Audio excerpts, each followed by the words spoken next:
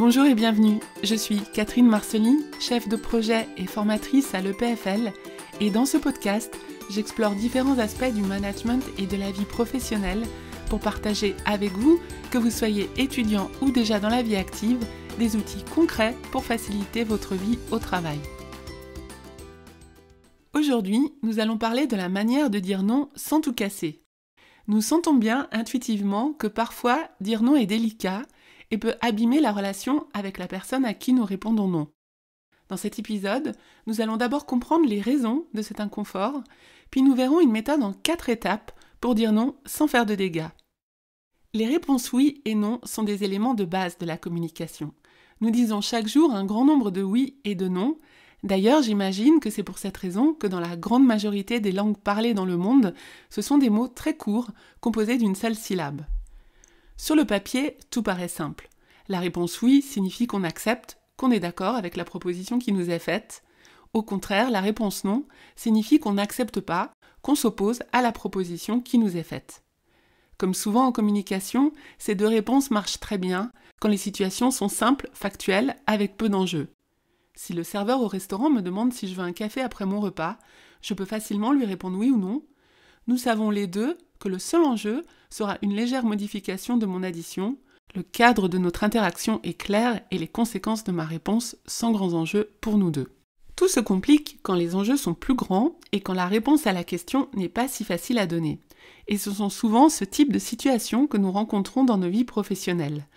La frontière entre donner une réponse positive et une réponse négative n'est pas nette et franche. Il y a un arbitrage de priorité à faire qui est tout un art et qui est d'ailleurs un des points essentiels du management. Je ne vais pas discuter ici des conditions dans lesquelles nous devons dire oui ou non, cela dépend du contexte et dépasse largement le thème de cet épisode. Par contre, ce qui m'intéresse aujourd'hui, c'est de comprendre avec vous pourquoi le non est souvent dur à dire et à entendre et comment dire non sans tout détruire.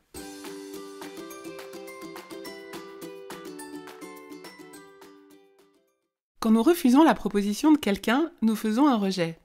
Or, nous sommes tous assez allergiques au rejet.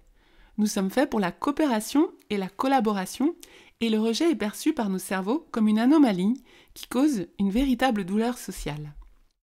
La science a démontré au début des années 2000 que le rejet crée une vraie douleur. Il y a une expérience en neurosciences cognitives sociales que je trouve personnellement très parlante et dont je vous mets les références dans les notes du podcast. Pendant l'expérience, on place une personne dans un IRM pour examiner son cerveau en action. On lui propose de jouer à un jeu vidéo où elle lance, via une manette de jeu, une balle à 2 personnages virtuels dont elle pense qu'ils sont actionnés par 2 autres personnes en train de participer à la même expérience qu'elle. Pendant quelques instants, les 3 joueurs, la personne dans l'IRM et les 2 personnages virtuels sur l'écran, échangent la balle comme vous le feriez avec 2 amis au bord de la plage. Puis, au bout d'un moment, les 2 autres joueurs ne jouent plus qu'entre eux, ignorent le participant dans l'IRM et ne lui renvoient plus la balle. L'expérience est bien sûr truquée.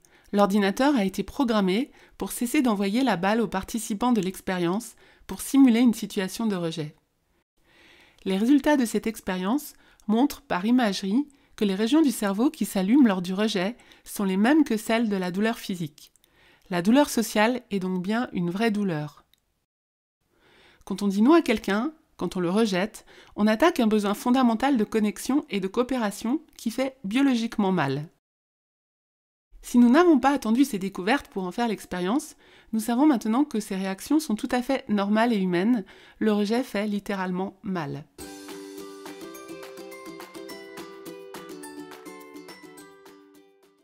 Alors, comment faire pour dire non sans tout casser ? Car, pour la plupart d'entre nous, c'est a priori le cas.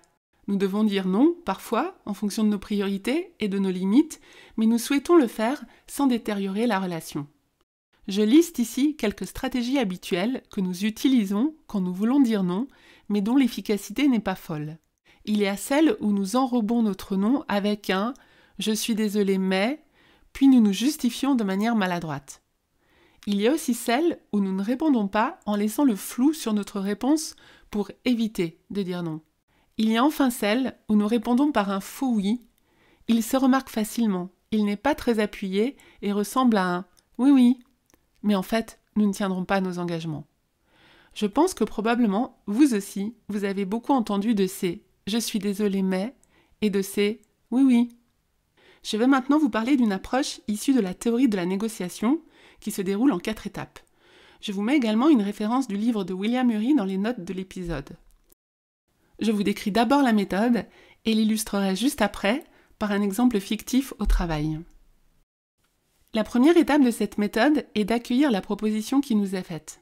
Après tout, si cette personne est venue vers nous avec une demande, nous pouvons reconnaître la valeur de son initiative. Elle en a généralement une. À nous de montrer que nous l'avons comprise et de la mettre en valeur avec nos propres mots. Il s'agit bien sûr d'être authentique et spécifique. Si on est général, flou ou pire, hypocrite, notre interlocuteur le sentira très probablement et nous ne serons pas crédibles. La deuxième étape est d'exprimer ce à quoi nous souhaitons dire oui. Quand nous répondons non à une personne, c'est a priori parce que nous avons une autre priorité. Il nous faut expliquer cette priorité et ses raisons, toujours en étant très spécifique et authentique. La troisième étape est enfin de dire non.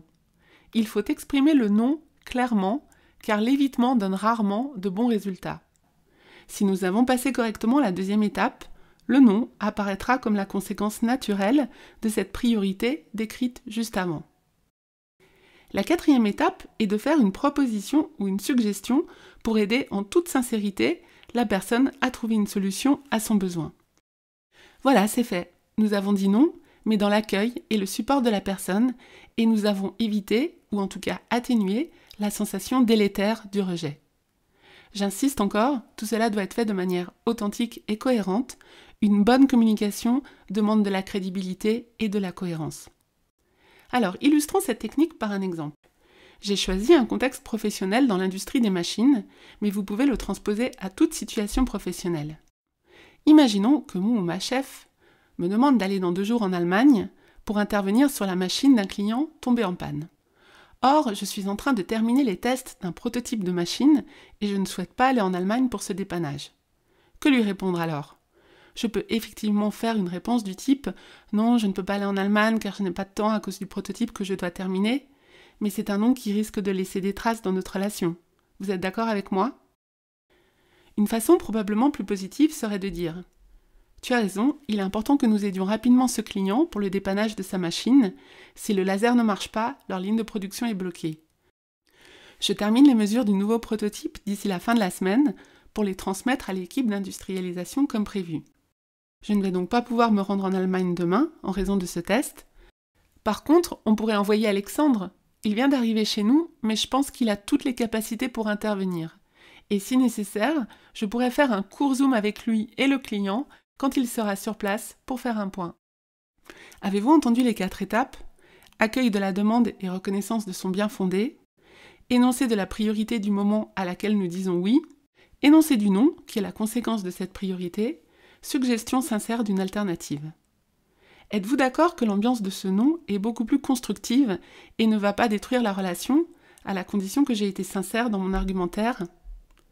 Voilà, ce n'était qu'un exemple et on pourrait en imaginer 1000 autres dans d'autres contextes, mais le mieux est encore de vous encourager à tester et exercer dans les prochaines semaines vos prochains noms sans tout casser.